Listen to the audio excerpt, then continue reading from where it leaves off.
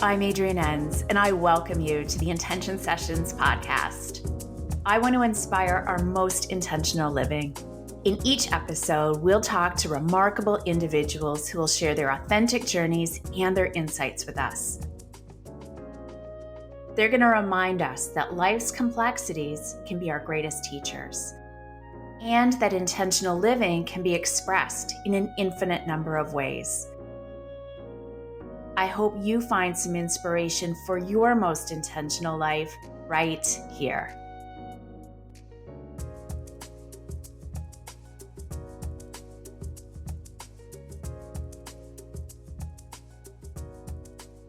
Today we have with us a dear friend of mine and a mentor.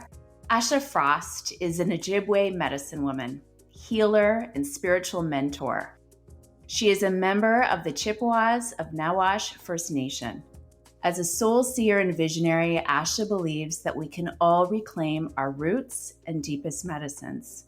Asha has facilitated healing with thousands of people through the use of Indigenous-based ceremony, teachings, and sacred circle. As a teacher and leader, her purpose is to help women connect to the magic of spirit within their lives so they can root down and be of service to the world. Asha is working on her first book, which I can't wait to read, and has a popular and beautifully curated membership called Sacred. Now, I met Asha several years ago. You can count them while I'm saying this, Asha. I don't know how long it was. But I was probably a few years into my recovery, and I had done all of the physical things that I, quote unquote, needed to do. But I was really feeling this need for a spiritual, energetic healer. And I kind of put out the call in my meditations, but I was like, how am I going to find this person? I don't feel like it's something I can Google, and none of my friends could recommend anything. And then one day a friend came into a yoga class, and Asha, she had met you, and I felt like it was just divine intervention, and you have helped me in so ways since. So to share your medicine with a larger audience is an honor and a gift. So I welcome you. And I also want to make sure I pronounced things properly. So if I didn't, I want you to correct me. It all sounded wonderful. Great. So I welcome you. And the first thing, the book that you're working on is all about us, using Indigenous practices and guidance to tap into our own medicine, no matter what our background. And I'd love for you to start by, sharing that with us. Yes. So the title as of right now, is called You Are the Medicine. And it was inspired because of my private practice of over 16 years of really holding space as an Indigenous healer in different ways. I had a practice as a homeopath, and then it moved into more of a spiritual healing practice. But I really could see how my medicine was like a catalyst to bring out others' medicine. So it was like simply in holding space and being who I was, it invited and encouraged others to do the same. So I really started to see how earth medicine ways, Indigenous medicine ways, and just the ways of my ancestors could do this. And I'm not saying it's the only way they could do this, but I think that our connection to the earth, the book is around moon cycles and animal spirit teachings. And these are things I've used with my clients for all of these years. And what I've seen is like the light come back in their eyes and the remembering come back in their souls and reclaiming parts of them that they've forgotten. So I know it to be true with my whole spirit that somehow my path of offering my medicine ways to encourage others to find their own has been really a way of, I guess it's just been a successful way, for people to find their own healing. So that's what the book is based on. And it has all of our Ojibwe medicine moon cycles, and each moon cycle is connected to an animal spirit. So there's some animal teachings in there as well, which I love using with my clients.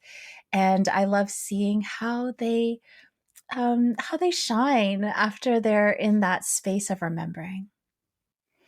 It is beautiful. And when you say it, like my eyes are lit up right now because I have been in this experience with you. And it is this remembering. I just remember you asking me questions that I'd never been asked before. One that you asked me was about what masks I was wearing. And it was just very life changing. And it's something it still comes up and still resonates with me. So it's very powerful. I love that. I love that. I don't know. I think that we all have the capacity to hold different medicines and move those medicines in the world. And I think that my journey has been about coming back to trusting that whatever shows up in those moments is divine. And somehow we have this divine appointment, which you shared about. I think we were divinely guided to meet, and so much magic's created in that connection. So when you share about your experiences, it's almost like spirit has guided us here, and there's magic in those moments. It's so beautiful. And I know that your work and your path here and medical conditions and all sorts of things, have been a challenge. And I just think that's so interesting to highlight in all of our intentional journeys, that it's not this straight line. So could you share with us just a little bit, whatever you want to share about how you just said about like finding that trust, when so many obstacles can be put in our way? Oh, yes. It's been a lifelong journey of finding trust. I was diagnosed with lupus when I was 17. And at that time, I was not really connected to these medicine ways. I'd grown up not on the reserve, and there'd been a lot of colonization of our practices and our teachings. So my mother tried to help, like hold these teachings for us, but there was a lot of barriers to that. So when I got sick, then I had to find my own way back because drugs and medication were not the way for me. My body was too sensitive. And during that struggle and those times, and honestly, it was a lot of fear at the time. I was 17. The doctors were saying, your lupus is so bad. You have these antibodies. You'll never be able to have children. At the time, they didn't quite know really what it was. So they're like, your lifespan will be shorter. And a lot of fear got instilled in me as a teenager. And I thought, oh my goodness, this is horrible news. So that just cracked me open to find my way back home. And to find my way back home meant I had to reclaim all those ancestral teachings that had been buried and oppressed and colonized. And there's a lot of shame around that because being Indigenous wasn't seen as a good thing. It's still, there's still racism around that. My identity, there's a lot of experiences I've had in my life where I've had a lot of shame around being Indigenous. So reclaiming those parts has been a lifelong journey. And the ups and downs that come with a chronic illness, as many folks who have one know, is you go through these phases where you wonder, am I ever going to get better? Am I going to die from this? The pain is excruciating. I don't know if I'm going to make it through. And each time you do, each time you heal through that, it's like you build resilience of trust. And I've been through that. The next time it comes, you think, oh, I've been through that. I'm remembering the way my body knows how to heal this. That has been my lifetime of learning, of just building that resilience, going back to that knowing and trusting too that my body knows the way, my spirit knows the way. I have a lot of wisdom within me, and so do you. So that's So beautiful. Sorry. that's what I feel. Yeah, that was complete. Oh, it kind of gives me chills because I'm listening to it, grateful that, not grateful that you've had these experiences. You know what I mean? We don't wish ill on anyone, and yet it's made you just this powerful healer. And I just see it blossom all the time. So it's also this beautiful gift. And this is going to lead me to my next question. And like it's in two parts, and I'll remind you of them if we really get off on a track. But in the last year, you also wrote this blog post called Dear White Woman Who Wants to Be Like Me, that got a lot of reaction. Mm-hmm. And I have a couple of questions. Like number one, I want to use this time. So when you're helping us access the medicine as a white woman, how can I and other people listening, regardless of background, use these teachings in respectful ways that aren't appropriating things? Mm-hmm. So that's my first question. And then my second question is going to be like, I'm curious how this also, when you go through something that has such a big reaction, we grow and evolve, so I'm curious also about your personal journey through this. So These are great questions.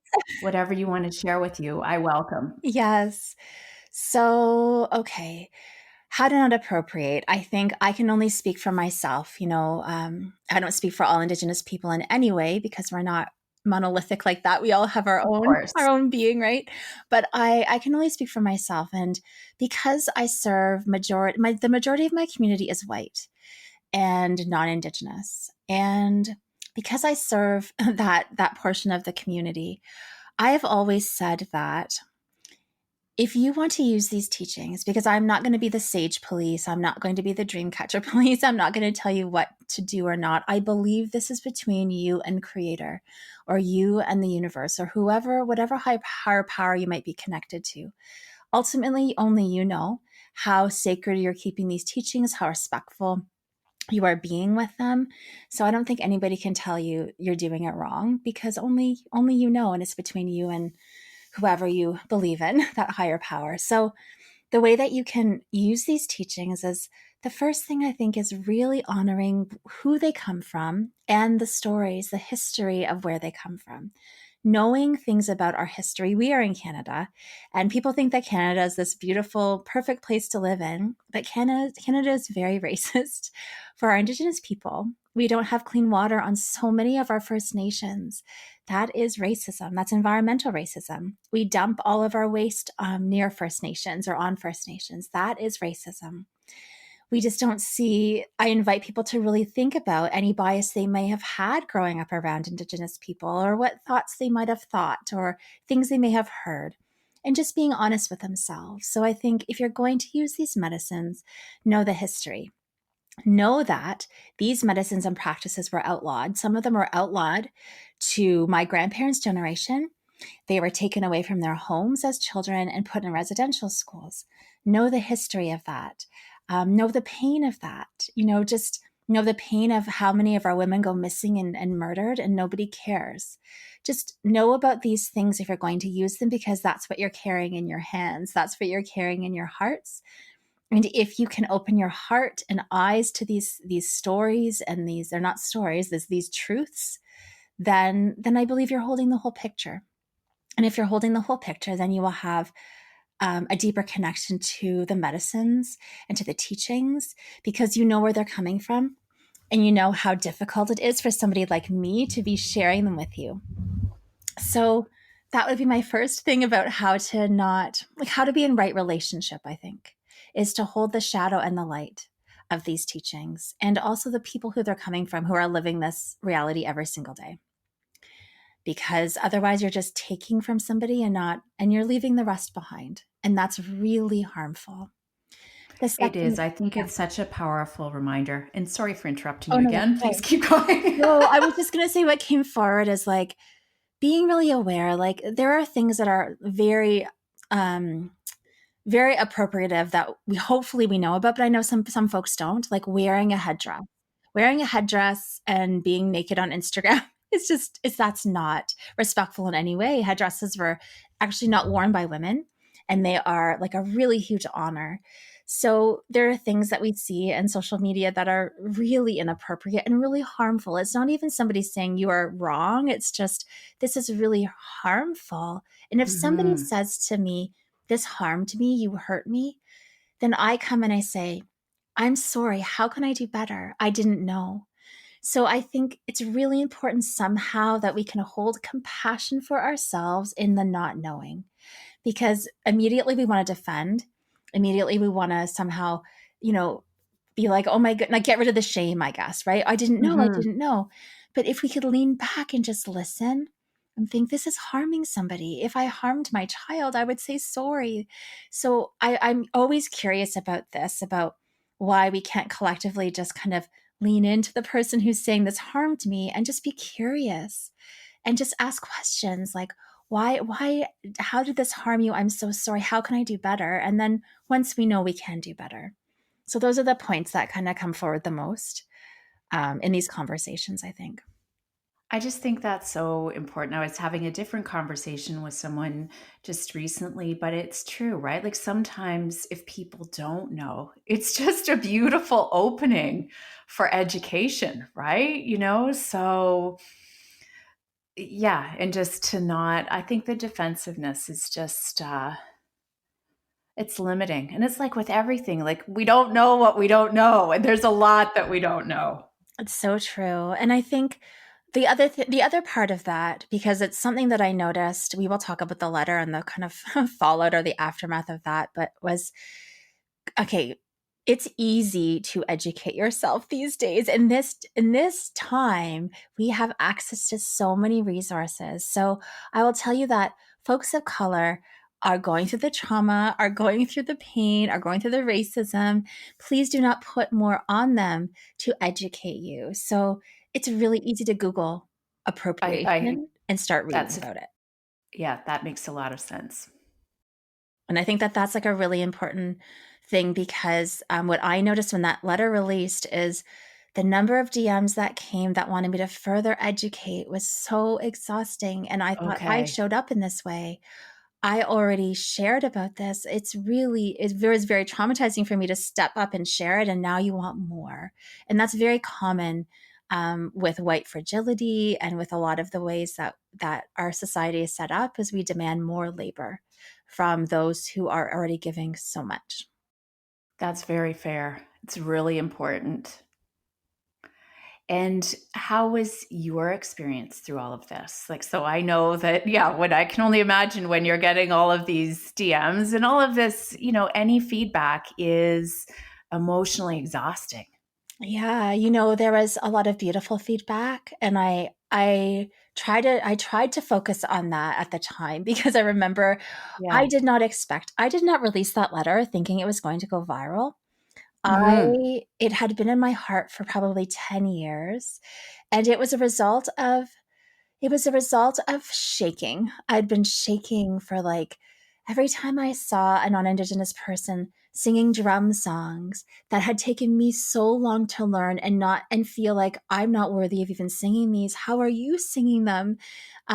You don't have to move through any of the parts that I've had to move through. So things like that would just make me really shake and think like just seeing people take these things, right? Wearing the headdresses Hmm. or using all of like the feathers and the dream catchers and all the pretty things in their marketing and knowing that that wasn't it was just one of those things that would just make me shake. So Yeah. it was on my heart for a long time. So when I wrote it, I thought, okay, I'm sharing this from my heart, but nothing will happen. Not this. It won't be like shared over 20,000 times.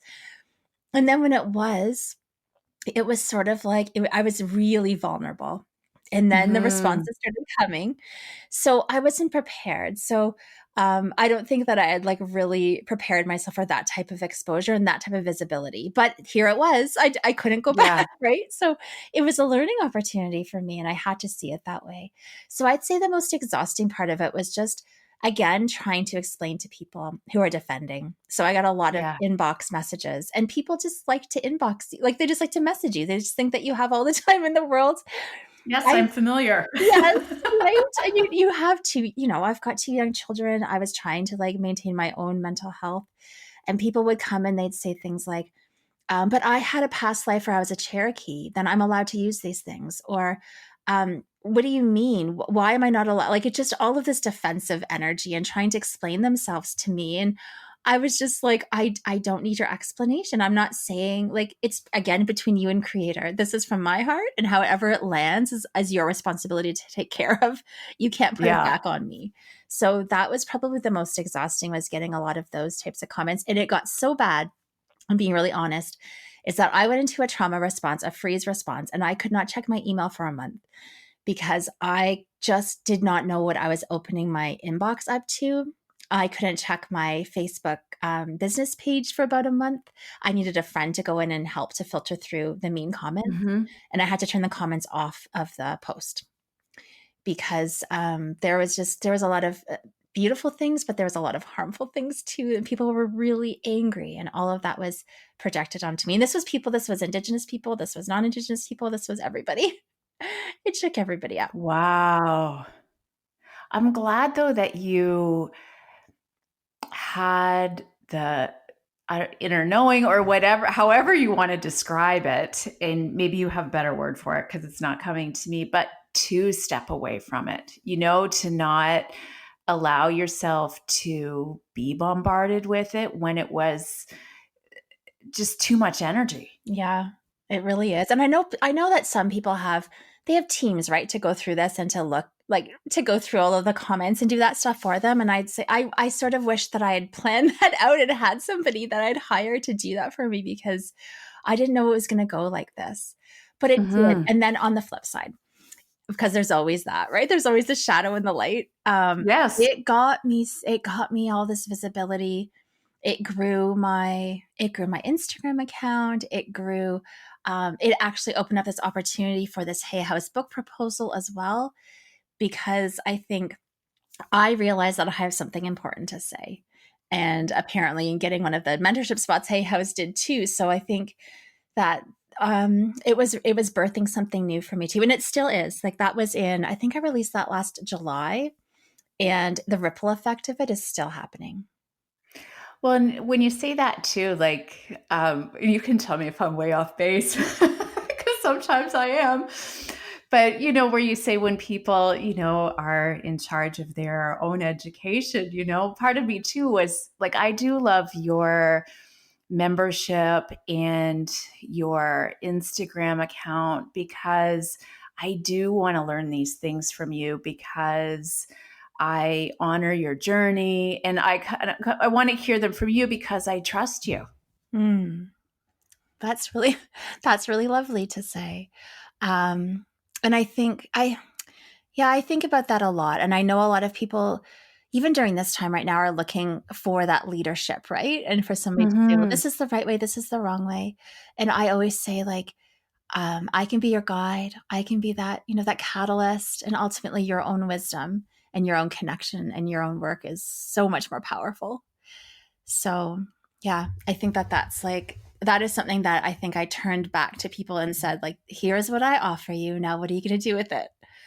And some people weren't ready, I guess, or capable maybe in that moment of doing anything with it except for just projecting it back to me and being angry. Yeah.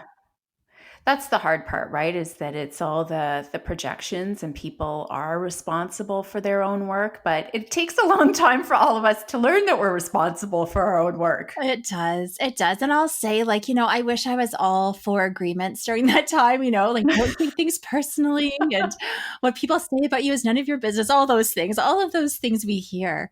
And so it really pushed me in those ways to stretch my soul and to think, no matter what, people are going to judge you. And I say that, I mentor a lot of people who are trying to rise into their medicines. And I said, it's going to happen. Everybody's like, that's their greatest fear. Somebody might hurt me. Somebody might say something mean to me. Somebody might criticize me. And I'd like to say to them, it's going to happen.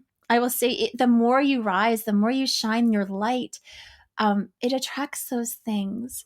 But it has nothing to do with really, truly who you are, what you are worthy of. It's truly just about them. And it is one of the hardest things, I think, for me to learn and humans to learn. But we're in it together. If we are, as Brene Brown says, stepping in the arena, I only want to hear from folks who are also stepping in the arena. And I try to be really conscious of that. Are they taking big leaps? Are they being courageous? Are they, stretching their soul? If not, then maybe that's not the advice or opinion I need to listen to.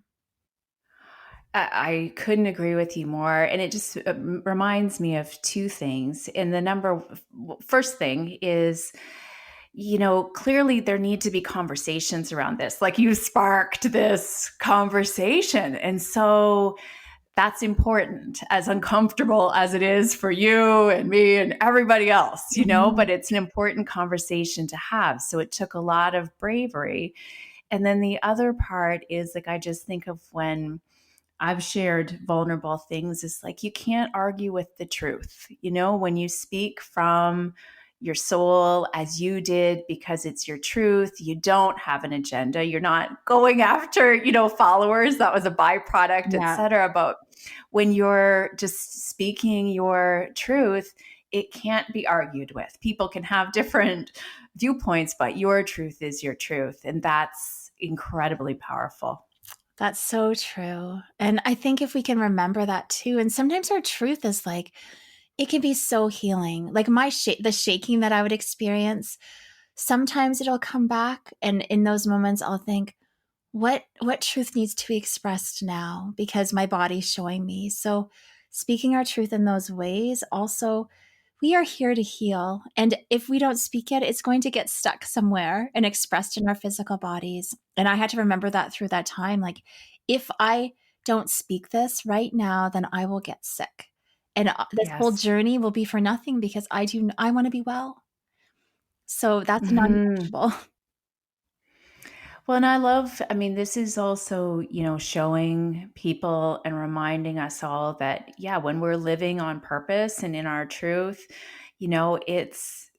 it is like facing all of these challenges and moving through them, right? Like, there's no, okay, once I'm through it, I'm there, on the island having a great time. It's true.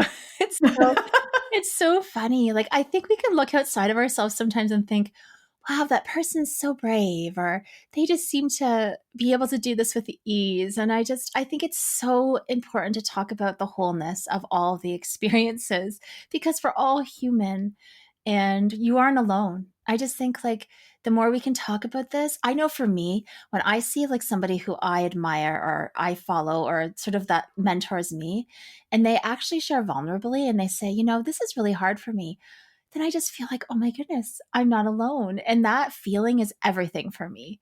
So that's why I love sitting in circles because I think it just helps us to remember that we have a lot of little parts of ourselves that are really alike and more than we are really different. And I think that those are beautiful medicines that come forward when we're vulnerable and we share the wholeness of our experience. I could not agree more. And I just know when I started sharing things that I was, yeah, very ashamed of. And I thought, oh my God, I can never share this stuff. Then people start like popping up and they're like, oh yeah, I went through that, or I went through something similar. And then you're just united and you're healing and you both heal in sharing it. And it's just um, incredibly powerful. And I didn't know that was possible. It's amazing, isn't it? It's amazing. Yeah, I agree with you. I love it. It's incredible. So, um, I did ask you before we got on here, and I'm so happy she said yes.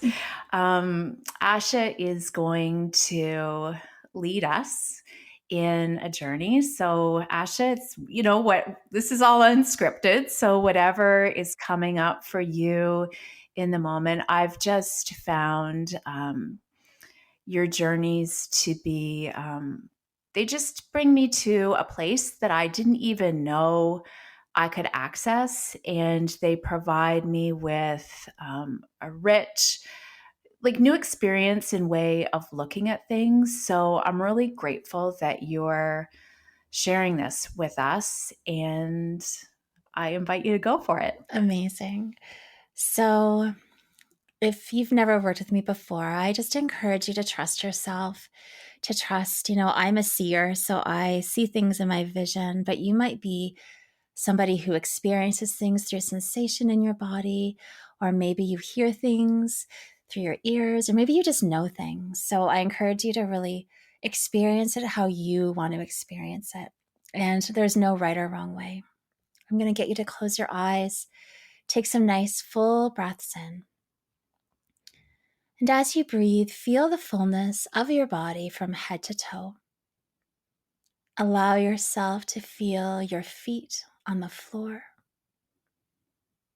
Allow yourself to feel the love that beats from your heart. As you breathe, envision your room filling up with this crystal clear, white light. This light is so bright and so beautiful. As you take it into your being and body, it reminds every layer and level of your body of health and well-being. As you breathe this light through your whole body, begin to feel the essence of your spirit. Your spirit body, which is so magnificent and so divine. Your spirit that came here to serve the world in some way. Feel the alignment of your spirit with your physical body today. And as you breathe, breathe your spirit so they expand and take up space. There is a door that presents itself in front of you.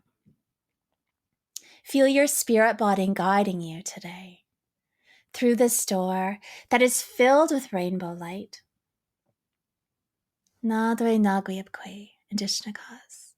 We call on this rainbow light to shower over you, and your spirit body is filled with color and beauty. As you begin to walk, you almost feel as though you're floating today. You see the earth beneath you, but you feel your spirit guiding you. Today it guides you to the most beautiful place on the earth that you have ever experienced, either in real life or in your imagination. Your spirit draws you here today for a reason. And as you stand here, looking out at this space, there is so much medicine here for you to tap into. Here on the earth, here in this space, you place your arms out and you begin to breathe. As you do so, there is a vortex of a wind that begins to swirl around you from the bottoms of your feet to the top of your head. Feel it swirling and activating. Feel yourself beginning to remember. I have a divine purpose here. I am meant to be here at this time, on this earth, to show up exactly as I am. This vortex continues to swirl around you, activating your remembering of why you are here. And you begin to listen to the words that come into your heart or your mind or your ears as you ask, how is my spirit meant to show up in the world? How is my essence meant to touch those around me? What words describe my medicine here?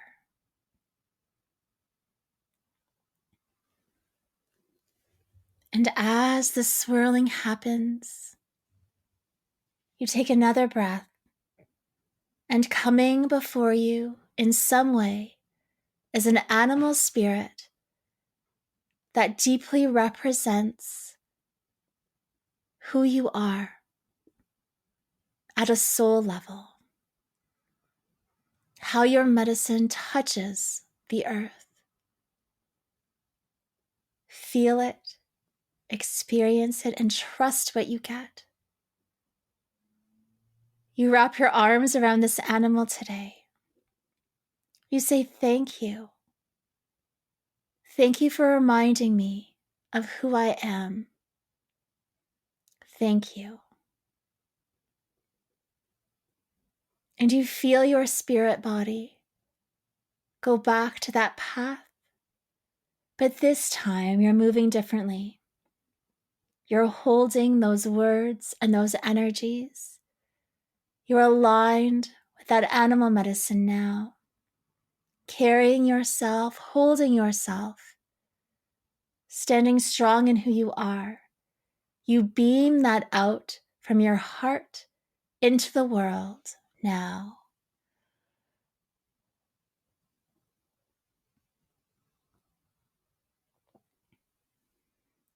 You make your way back to that door. That rainbow light showers you again, and this time your aura is covered with one color that lights up your spirit. This is your power color and your medicine color. And you bring that back into your room with the essence of that animal and all that you are. And when you feel ready, you can slowly open your eyes. So beautiful. What did you see? I saw, well, first when there was the wind, like I saw it more like a tornado, and like I was Mm. just like dressed in rags, like it was very powerful. Lots of gold, and there was a wild boar, Oh, wow. which I've never seen before. Oh my gosh, I love that. So I got to go look it all up. And I was going to say too, for anyone who's listening, like what resources could they go to online to look up what the spirit animal that Yeah. presented itself I might actually mean to think them? online has really good resources. If you just even type in the animal that you got and spirit animal, the Okay. first couple of things that come up are really great resources. And also asking yourself, I think it's before you do that, if you Hmm. can, just sit with what do you know about that animal? Like what do you know about a wild boar, right? Maybe nothing, but I actually got a swan this time. So it's interesting because you can do this at different times in your life and how your medicine is trying to show its way. But just like, what do I know about a swan? Well, I know it's graceful. I know it moves in circles sometimes. It creates beauty in the water. So I just ask myself those things and then I'll go and check, I'll check some of those resources. But I like to always ask my spirit first what I know and how it speaks to me. I think it's wise, right? Because it's just like, yeah, like, well, what do you know or not know? And um, yeah, just allowing it to come up. Like for me, the wild boar, I don't really know much about them except the sense that I got was, he was kind of ugly, but also super cute. Um, but very grounded, like just had this calming strength. Mhm. And yeah, it was just very like unfamiliar and endearing at the same time. Mm, I love that. I think that's actually a really magical animal spirit. I have a client who shared with me that she lives in a little cottage in the forest. She's in England, and wild boars come up to her door every day. And so it made me actually giggle because I thought about that potential of a wild boar coming up to my door every day. So to me, they represent that joy. So I think for every person, it would represent something different. Yeah, it's so fascinating. Truly, So I thank you for everything I'm so that you grateful. shared with us. And I want you to share, how people can learn more about your work, how it's best, the preferred social media channels. And of course, if you have, any just final closing words that you want to impart, I'm sure everybody would love to hear what you have to say. Hmm. Well, thank you. Thank you so much for having me. I'm so grateful to have this opportunity to share my voice always. And we talked about a lot of really deep things here today. So I'm grateful for that as well, that this is a safe space to do that. And so I encourage anybody, if it landed in a way that either pushed your buttons or triggered you, to just make sure you hold compassion for yourself today and maybe place your hands on your heart and just you know, ask yourself to send yourself some love and that, we didn't do anything wrong. It's not about that, but just to have some compassion for yourself and that's how we're going to learn together and that's how we're going to heal together. So that would be my final words on that. And my Instagram is asha.frost. And I love connecting on Instagram. I love building community and relationships in that way. So if you want to find me there, that's where I'm at. You can add me on Facebook too, because I like Facebook and being there. My website is ashafrost.com. There's some free offerings on there that you are welcome to enjoy. We talk about animal spirits in some of them. We talk about abundance in some of them and connecting to your medicine self. So I would love to have you in that community as well. And I'm just so grateful to have shared this time with each and every one of you. Thank you so much. And we'll have all of that information up on the site. And I'm just so grateful for you, period. But so grateful for everything that you shared with us today. Thank you, Asha. Thank you.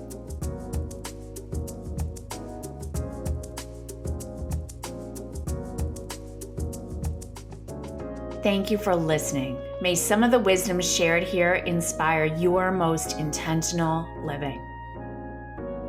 For more information about this episode, this podcast, intentional living, and my work in the world, please visit mayyouknowjoy.com. You can also find my May You Know Joy and Seeds of Intention cards there, and my book, Intentional Days.